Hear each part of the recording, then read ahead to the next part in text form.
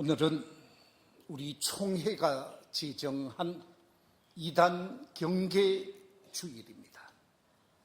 이 땅에 많은 이단이 있고 많은 이단들이 바른 신앙생활을 하고 있는 우리 성도들을 미혹하고 유혹하는 일이 많이 있기에 이런 이단에 대하여 주의하고 바른 신앙을 살펴갈 수 있도록 하기 위해서 이단 경계주의를 정하게 되어졌는데, 이 시간은 말씀의 제목을 너희가 미혹을 주의하라 하는 제목으로 말씀을 나누고자 합니다.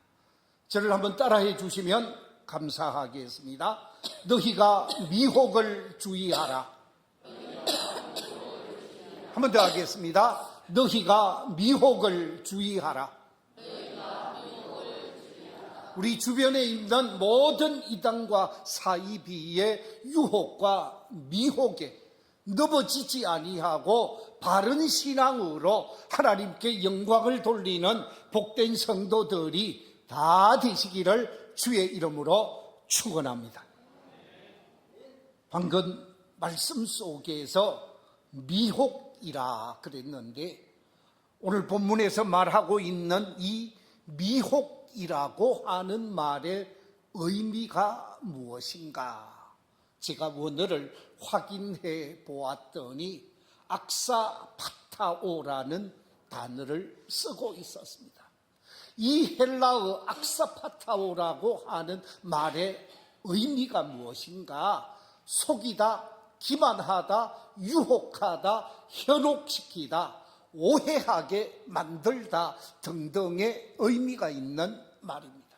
우리를 유혹하고 우리를 현혹하고 우리를 미혹해서 잘못된 길, 그릇된 길, 가지 말아야 할 길을 가게 되어지고 구원의 자리에서 이탈되어져서 불행한 삶을 살게 되어지는 혹세무민하는 사람들이 이단이라는 거지요. 그래서 이 미혹이라는 말을 좀 해석을 붙이면 이렇게 설명할 수가 있습니다. 확실한 근거도 증거도 없는 잘못된 말로 사람들에게 판단을 흐리게 하여 잘못된 길로 걷게 하는 것, 잘못된 길을 걸어감으로 불행으로 이끄는 것이 미혹이라는 것이지요. 그렇기 때문에 우리 그리스도인들, 특별히 우리 교회에 속한 모든 성도들은 미혹당하는 자가 아니라 미혹에 빠진 자를 구원의 길로, 영생의 길로 건져내는 하나님의 사람들이 되시기를 주의 이름으로 축원합니다. 우리 주변에 많은 미혹의 괴수들이 없잖아 있습니다. 이 한국 땅에 많은 사이비 종교의 교주들과 이단의 교주들이 많이 있다라는 것이지요. 그 대표적인 사람을 한 사람 꼽으라고 하면 제일 먼저 말할 수 있는 사람이 여러분이 보시는 이만희라는 사람입니다. 이 이만희라는 사람은 신천지 집단을 통해서 많은 사람을 미혹하여 이 땅에 신천지 교인으로 만들려고 하고 있습니다. 그래서 전국에 14만 4천 명을 만들겠다고 하는데 이미 14만 4천 명이 넘은 것으로 알고 있습니다. 이 이만희가 신천지 집단의 괴수요, 머자나 생을 마감하게 되어지면 어떻게 되어질까? 참 다음 시간이 주목될 수밖에 없는 것이지요. 두 번째 또 한 사람을 말할 수 있는데, 요즘 우리 밀양에 영향을 끼치고 있는 하나님의 교회, 옛날에는 안상홍 정인회라고 그랬는데, 이 하나님의 교회 세계복음 선교협회라는 그럴듯한 이름을 가지고 많은 그리스도인들을 미혹하고 있습니다. 하나님 아버지가 계신 것처럼 하나님의 어머니가 계시는데 하나님의 어머니의 교회로 미혹하는 잘못된 손길들이 있는데, 그 괴수가 옛날에는 안상홍이었는데 안상홍이가 죽고 난 다음에 장길자가 지금 괴수의 역할을 하면서 많은 사람을 미혹하는 모습들이 없잖아 있습니다. 세 번째, 우리를 미혹하는 또 한 사람의 우두머리가 있다고 하면, 옛날에는 문선명이었는데 문선명의 부인 한학자를 중심으로 한 가정교회 연합을 중심으로 통일교회라는 이름으로 우리 밀양에도 보니까 통일교회가 있는 것을 보았습니다. 이처럼 우리 주변에 많은 이단들이 있다라는 거예요. 그뿐만이 아닙니다. 지금은 조금 잦아졌습니다만은 박태선이라는 사람이 없잖아 있지요. 옛날에 우리 교단 장로님이었습니다. 이 사람이 잘못된 길로 신유의 은사가 있다고 해서 잘못된 길로 갔다가 자신이 하나님이라고, 자신이 구원자라고 강조하면서 천부교를 만들게 되어졌지요. 그뿐만이 아닙니다.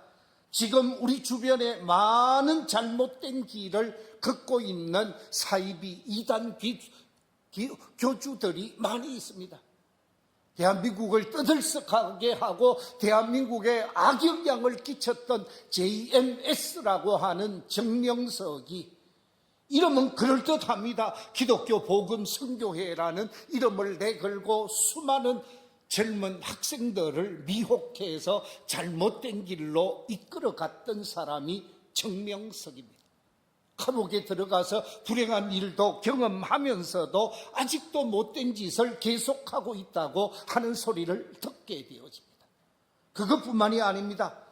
기도원을 통해서 많은 사람들을 미혹하는 할렐루야 기도원에 어떤 사람도 있고, 또한 만민중앙교회라고 하는 교회 이름을 내걸고 한국을 어지럽히고 있고, 우리 밀양에도 그런 교회가 아마 관계된 교회가 있는 것으로 알고 있습니다. 그뿐만이 아니지요. 요즘 다락방을 통해서 또 한국교회 많은 사람들에게 부작용이 나오는 것을 보게 되어집니다. 이처럼 우리 주변에는 많은 이단들이 있다라는 거예요. 그런데 성경은 우리 주님께서는 말씀하시기를 너희가 이단으로부터 사이비로부터 미혹당하지 아니하도록 하라고 강조하고 있습니다. 그래서 우리가 이단이 무엇이고 사이비가 무엇인가, 이것을 먼저 알고 말씀에 들어가야 할 것 같습니다. 과연 이단이 무엇인가? 이단에 대한, 기독교 이단에 대한 정확한 정의를 간단하게 표현하면, 월터 마틴이라는 신학자는 이렇게 규정하고 있습니다. 그릇된 성경 해석을 중심으로 모인 사람들의 집단을 이단이라고 말하고 있습니다. 그릇된 성경 해석, 잘못된 성경 해석을 중심으로 모인 집단으로 표현을 하고 있습니다. 자, 정통 기독교. 우리 정통 기독교는 하나님의 말씀인 성경이 정언하고 있는 이 성경 말씀을 기독교의 기본 교리로 믿는 교회이지요. 그런데 이 기본 교리 성경 말씀을 잘못 해석하고 자기 중심적으로 해석해서 문제 있는 신앙 집단이 되어질 때 그들을 이단이라고도 표현을 하고 사입이라고 표현을 합니다. 왜 이단이라고 그러고 왜 사입이라고 하는가? 구분은 어떻게 하는가? 세 가지 구분 방법이 있습니다. 그 세 가지 구분 척도가 뭔가? 제일 첫 번째 말씀 드릴 수 있는 것은 정도, 바른 길을 걷는 측면에서 이 이단과 사이비는 기독교의 기본적인 교리를 많은 부분 반대할 경우 이단이라고 합니다. 정통교회의 많은 교리적인 부분을 반대할 경우 이단이라고 말을 하고, 부분적으로 부정할 경우 사입이라고 말을 하게 되어집니다. 두 번째, 위치적인 측면에서 적그리스도적인 집단이 되어서 교회 밖으로 나간 자들을 이단이라고 말합니다. 교회 밖으로 나가서 새로운 집단을 만든 박태슬이 같은 사람, 이단이라고 표현을 하고 있죠. 통일교회, 문선명이 같은 사람, 다 우리는 이단이라고 말하고 있습니다. 원래는 교회 안에 있다가 교회에서 신앙생활을 하고 세례를 받고 믿음 생활을 교회 안에서 하다가 새로운 집단을 만든 그들을 이단이라고 하는 거예요. 그런가 하면 사이비는 기독교 내에 적그리스도 집단이 되어서 교회 안에 머물고 있는 모습을 가지고 있는 사람을 사입이라고 표현을 하게 되어집니다. 세 번째 또 한 가지 잣대가 있는데, 출처적인 측면에서 어디에서 생겨났느냐라는 관점에서 기독교 내부에서 생겨난 적그리스도 집단을 이단이라고 말을 합니다. 교회 안에서 만들어진 집단, 이단이라고 말하는데, 교회 밖에서 만들어져서 교회에 영향을 주는 적그리스도 집단을 사입이라고 말을 합니다. 그래서 정도적인 측면, 출처적인 측면, 그리고 위치적인 측면에서 우리가 어느 것이 이단이고 어느 것이 사입인가 하는 것을 이 세 가지 척도에서 발견하게 되어지는 거죠. 오늘 본문에 보면 미혹을 주의하라는 말씀이 강조되어져 있는데, 오늘 본문 마가복음 13장 5절에서 이렇게 말씀하고 있습니다. 예수께서 이르시되 너희가 사람의 미혹을 받지 않도록 주의하라. 주의하라고 말씀하고 있습니다. 여기뿐만 아니라 마태복음에서도 이렇게 말하고 있습니다. 마태복음 24장 4절 말씀 같이 한번 읽어볼까요? 시작. 예수께서 대답하여 이르시되 너희가 사람의 미혹을 받지 않도록 주의하라. 사람의 미혹을 받지 않도록 주의하라고 말씀하고 있습니다. 뿐만 아니라 누가복음 21장 8절에서는 이렇게 말씀하고 있습니다. 이르시되 미혹을 받지 않도록 주의하라. 많은 사람이 내 이름으로 와서 이르되 내가 그라 하며 때가 가까이 왔다 하겠으나 그들을 뭐하지 말라? 따르지 말라라고 말씀하고 있습니다. 내가 메시아다, 내가 구원자다, 내가 이 땅에 온 하나님이 보낸 구원자라고 말한다 할지라도 그들의 말을 믿지도 따르지도 말라고 말씀하고 있습니다. 그렇습니다.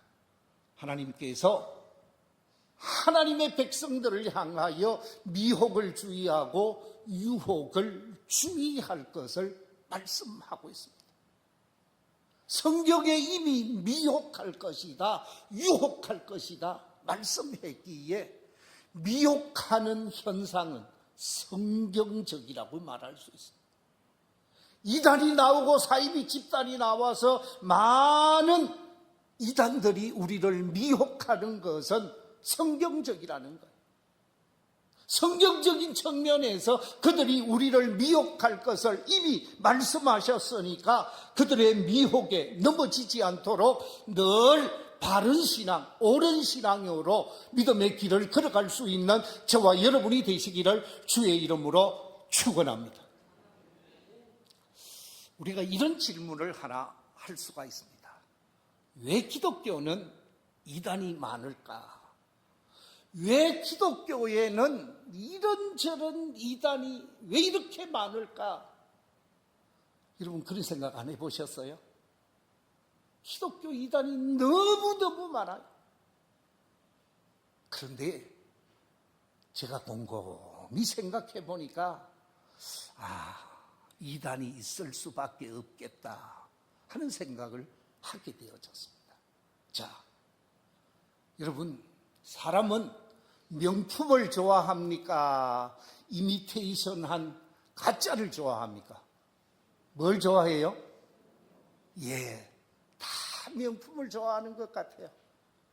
돈이 없어서 그렇지, 돈이 없어서 못 사서 그렇지, 어떻게 하든 명품 하나 가졌으면 좋겠다 하는 사람들이 대부분인 것 같아요.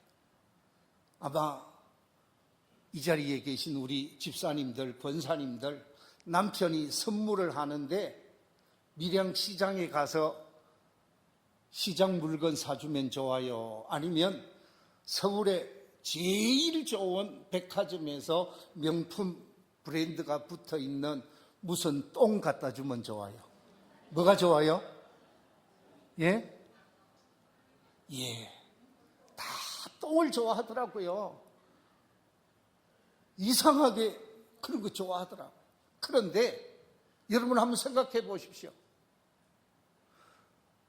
루이비통을 외국에 가서 선물로 가지고 와서 이거 2천만 원짜리라고 갖다 주면 뿅 갈 거예요, 아마. 온 천지에 그런 거 안 좋아하는 여인들이 없더라고요. 나는 싫어해. 그렇지만 막상 갖다 주면 귀하게 여길 거예요. 그런데 제가 질문을 하나 하겠습니다. 이 똥에 가품이 많습니까? 저 시장 물건에 가품이 많습니까? 뭐가 가품이 많아요? 그렇지요. 똥에 똥이 되는 게 많다니까요. 무슨 얘기냐? 명품에 가품이 많아요. 명품 종교에 가짜가 많다 그 말이에요. 명품 종교인 기독교, 명품 종교인 교회에 가짜 교회가 많고, 가짜 기독교가 많고, 가짜 예수가 많고, 가짜 종교인이 많다라는 거예요. 그래서 이단이 많고 사이비가 많은 것은 우리 교회가 명품 종교이구나. 명품 중에 명품이 우리 기독교구나 하는 것을 우리 스스로가 알게 되어져야 하는 거지. 자, 오늘 이 본문 속에서 우리를 향하여 많은 사이비가 우리에게 다가와서 우리를 미혹하게 되어진다고 말하는데, 우리를 유혹하고 미혹하기 위해서 어떤 모습으로 다가오게 되어지는가? 우리를 다가올 때에 우리에게 어떤 모습으로 다가오는가? 한마디로 얘기하면 위장된 모습으로 다가오게 되는 것을 보게 되어집니다. 늑대가 늑대의 모습으로 다가오는 것이 아니라 무슨 탈을 쓰고? 양의 탈을 쓰고 다가오게 되어진다는 거예요. 마귀가 마귀의 모습으로 다가오는 것이 아니라 천사의 모습으로 다가오게 되어진다는 거예요. 그래서 우리를 미혹하는 것을 보게 되어집니다. 신천지 집단에 14년 동안 인생을 빼앗겼다가 다시 교회로 돌아와서 지금은 신천지 집단의 사람들을 구출해내는, 신천지 집단에 빠져있는 사람들을 다시 돌아오게 하는데 앞장서고 있는 한 목사님의 이야기입니다. 신천지의 집화장으로서 활동을 하던 사람이 돌아와서 목사로서 이단에 빠진 사람, 사이비에 빠진 사람들을 선한 길로, 구원의 길로 인도하고 있는 한 간증자의 감정이 이랬습니다. 자신이 가까운 친구를 만나기 위해서 역전해서 성경책을 보고 있었다고 합니다. 열심히 성경책을 보고 있는데 친구 올 시간이 조금 남아서 열심히 성경책을 보고 있으니까 아주 아리따운 아주머니가 예쁜 가방을 메고 자신을 향하여 다가오더라는 거예요. 처음에는 다가왔는지 안 다가왔는지도 모르는데 열심히 성경을 보고 있는데 이 아주머니가 하는 이야기가, 청년, 저도 교회를 다니면서 성경을 보고 말씀을 보는 사람인데 성경 보는 모습이 너무 귀하게 보입니다. 그러면서 자기를 귀하게 보인다고 그러면서 뭐라고 질문을 했느냐, 이렇게 질문을 했다고 합니다. 성경에 보면 하나님의 말씀은 꿀과 소미꿀보다 더 달다고 했고, 찬송가에도 보면 달고 오묘한 그 말씀이라고 했는데, 형제님은 말씀을 읽으면 정말 그렇습니까? 하고 질문을 하더라는 거예요. 이 청년이 열심히 성경을 보는 청년이지만 그 말씀을 듣고 대답을 하는데 은혜가 되고 힘과 용기가 주는 말씀은 제 입에 달기도 하고 마음의 기쁨도 되고 즐겁고 재미있는 말씀이지만 이거는 무슨 말인가 이해 안 되는 말이 있으면 마음에 심각한 고민도 있고 갈등도 있는 것이 현실이라서 그렇게 대답을 했다는 거예요. 그러니까 이 아리따운 아주머니가 박수를 치면서 저도 그랬습니다. 저도 옛날에 제가 성경을 보는데 이해할 수 없는 말씀이 있고 힘든 말씀이 있었는데 제게 성경을 아주 재미있게 가르쳐 주시는 분이 있어서 그 선생님 만나서 이제는 성경을 완전히 이해하면서 성경이 재미있고 정말 좋은 말씀으로 행복하게 신앙생활을 하는데, 형제도 그 선생님에게 성경을 한번 배워볼 생각이 없습니까? 제가 안내해 드릴게요. 그러더라는 거예요. 그래서 자기에게 궁금증과 문제점을 해결해 준다고 하니까 그렇게 부탁을 했어요. 안내를 받았어요. 가서 공부하게 되어졌는데 그 공부한 것이 복음방에 가서 공부한 신천지 집단의 1차 성경 공부방이었습니다. 거기서 한 달 정도 또는 2달까지 공부하게 되어지면 다시 센터로 옮겨서 센터에 가서 6개월을 공부하게 되어집니다. 2달을 공부하고 6개월을 센터에서 공부하면 그때 비로소 당신은 우리 신천지 교인입니다. 그러면서 완전히 이단의 교리에 빠지게 되어지는, 신천지 집단에 소속되어지도록 안내를 하게 되어진다라는 거예요. 이처럼 위장된 모습, 위장된 천사의 모습으로 다가와서 우리를 미혹한다라는 거예요. 특별히 주변에 있는 여러 삶의 현장 속에서 지인을 통해서, 위장된 집회를 통해서, 위장된 상담 방법을 통해서, 위장된 설문지를 통해서, 위장된 세미나를 통해서 많은 사람들을 미혹하고 유혹해서 자기들이 원하는 길로 이끌어가는 것을 보게 되어집니다. 그렇기 때문에 위장된 모습, 가장된 모습으로 다가오는 것을 조심해야 한다라는 거죠.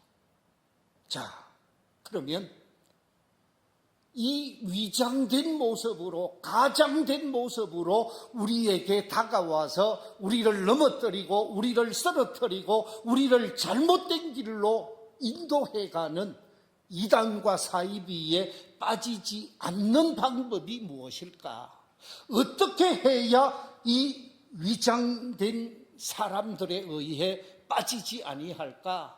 사이비에 빠지지 않는 길이 무엇일까?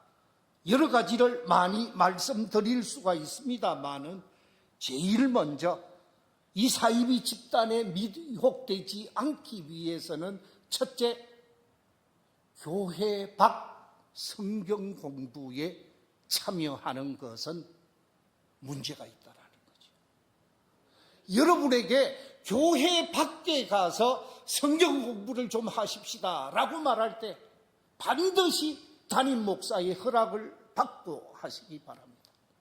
제가 알아보고 제가 확인해서 좋은 곳이면 가지 말라고 말하지 않을 거예요. 제가 우리 교회에서 9월 달부터 성도들에게 성경 공부반을 하나 오픈한다고 약속을 했습니다.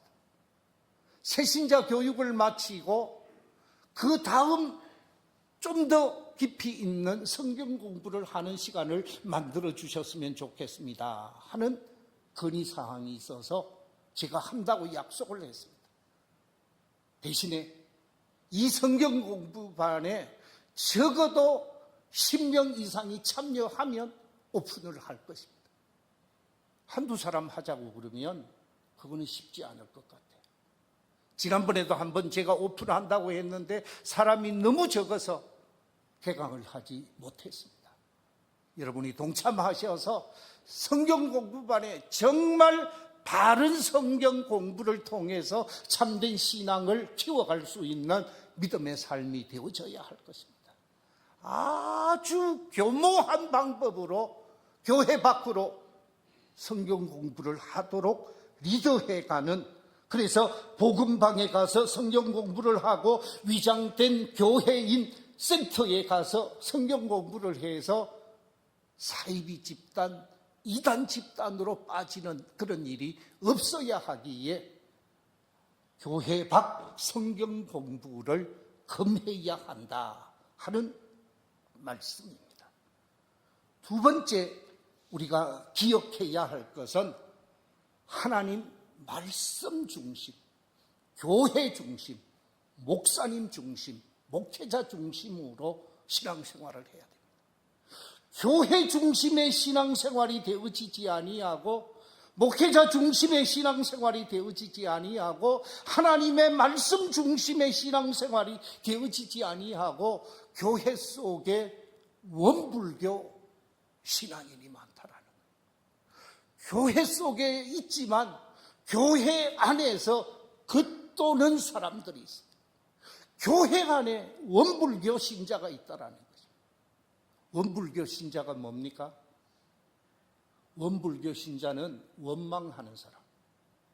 교회를 원망하고 하나님을 원망하고 불평하면서 늘 다른 사람을 원망하는 사람이 있어요. 두 번째, 원불교할 때 불평하는 사람. 교회에 불평하고 목사님에 대한 불평이 있고 성도들에 대한 불평이 있고 기관에 대한 불평이 있고 이런저런 불평이 많은 사람. 세 번째, 신앙적으로 교만한 사람. 나는 잘할 수 있어, 나는 다 할 수 있어, 나는 어떤 상황 속에서도 넘어지지 않아, 그러면서 교만한 신앙인이 있어요. 이처럼 원망하는 사람, 불평하는 사람, 교만한 사람, 그 사람이 무슨 신자라고요? 원불교 신자라는 거예요. 이런 원불교 신자를 타겟으로 삼는다라는 거예요. 그래서 그런 사람들에게 그 불평과 원망의 문제를 해결해 줄 것처럼 하면서 미혹해 가게 되어진다라는 것입니다. 그래서 성경은 우리를 향하여 늘 영적으로 깨어있는 사람이 되어질 것을 강조하고 있습니다. 베드로전서 5장 8절 9절 말씀 같이 한번 읽어보겠습니다. 시작. 근신하라, 깨어라. 너희 대적 마귀가 우는 사자같이 두루다니며 삼킬 자를 찾나니 너희는 믿음을 굳건하게 하여 그를 대적하라. 그렇습니다. 마귀를 대적하고 어둠을 대적하고 불의를 대적할 뿐만 아니라 우리를 미혹하는 사이비 이단 집단을 대적하면서 바른 믿음의 길을 걸어갈 수 있는 저와 여러분이 되어야 하는 줄로 믿습니다. 세 번째, 미혹에 넘어지지 않는 길이 무엇일까? 그것은 다름이 아니라 이단에 대한 경계심을 갖되 구원의 확신 속에서 이단에 대한 경계심을 늘 소유하고 있어야 한다. 구원에 대한 확신이 없으면 문제 있는 신앙에 빠질 수도 있는 거예요. 그렇기 때문에 제일 중요한 것은 구원의 확신 속에서 끊임없는 영적 깨어있음을 강조하게 되어지고 그 영적으로 깨어있으면서 확신에 찬 믿음의 사람이 되어야 한다는 것입니다. 그렇지 않으면 마귀의 밥이 될 수가 있다는 것입니다. 우리 모두가 이처럼 구원의 확신과 함께 이단에 대한 경계를 통해서 자신의 믿음을 지키고 자신의 신앙을 온전히 지켜가는 복 있는 신앙인이 되어야 할 것입니다. 말씀을 맺겠습니다. 마가복음 13장 5절 6절 말씀 우리 같이 한번 읽어보겠습니다. 시작. 예수께서 이러시되 너희가 사람의 미혹을 받지 않도록 주의하라. 많은 사람이 내 이름으로 와서 이르되 내가 그라하여 많은 사람을 미혹하리라.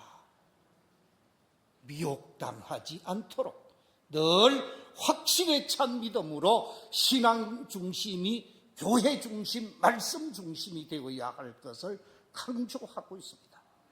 데살로니가 후서 2장 3절에도 사도 바울은 이렇게 말하고 있습니다. 누가 어떻게 하여도 너희가 뭐 되지 말라고요? 미혹되지 말라. 우리 주변에 이단들이 설치고 있어도 그들을 주께로 구원의 길로 인도하는 사람이 되어야 되지 미혹당하지 않는 모든 믿음의 가족들이 되셔서 행복한 교회 생활, 행복한 믿음의 생활, 행복한 신앙생활로 주께 영광을 돌리는 복된 성도들이 다 되시기를 주의 이름으로 축원합니다. 기도하겠습니다.